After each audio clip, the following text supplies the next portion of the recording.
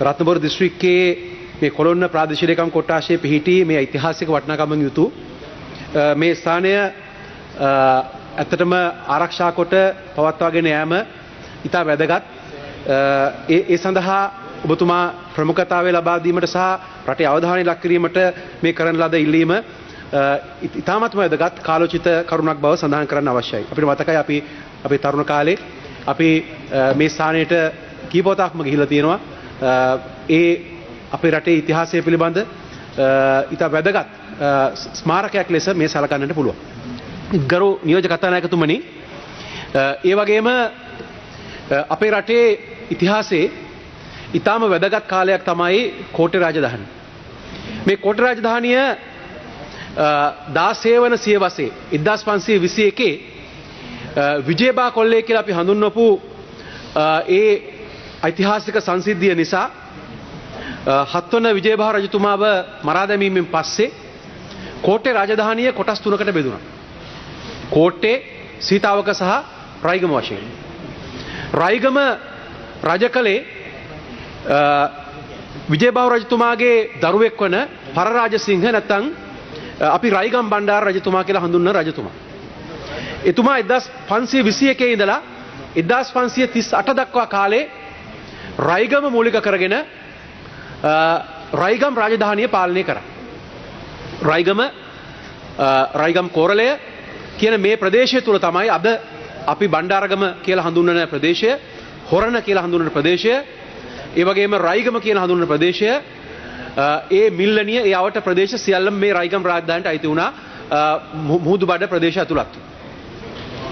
මේ රයිගම් බණ්ඩාර රජතුමාගේ මාලිගාව තිබුණේ රයිගම කොතලාවල. ඒ මාලිගාව තිබුණු ස්ථානය, රජ මාලිගාවේ ප්‍රකාරය, ඒ වගේම ඒ පැරණි නාන පොකුණ ඇතුළු ඓතිහාසික ස්ථාන සෑහෙන පමණ ආරක්ෂා වෙලා තියෙනවා. කාලයක් තිස්සේ මේ රටේ කෞතුකාගාර දෙපාර්තමේන්තුව මේ ස්ථාන සැලකිය යුතු පමණකට සංරක්ෂණය කළ තිබෙනවා.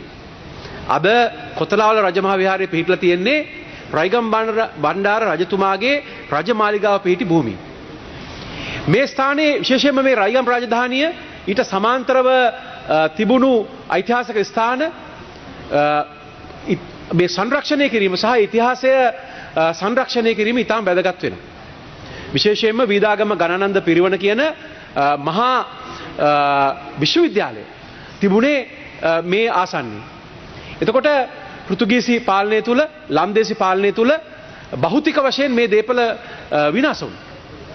හැබැයි ඒ ඉතිරි වී තිබෙන ඓතිහාසික වටිනාකමකින් යුතු ස්ථාන ආරක්ෂා කළා, ඒ කෞතුක වස්තු ආරක්ෂා කරලා රටේ අනාගතය වෙනුවෙන් සුරක්ෂා කිරීමේ වගකීමක් අප හැමෝටම තිබෙනවා.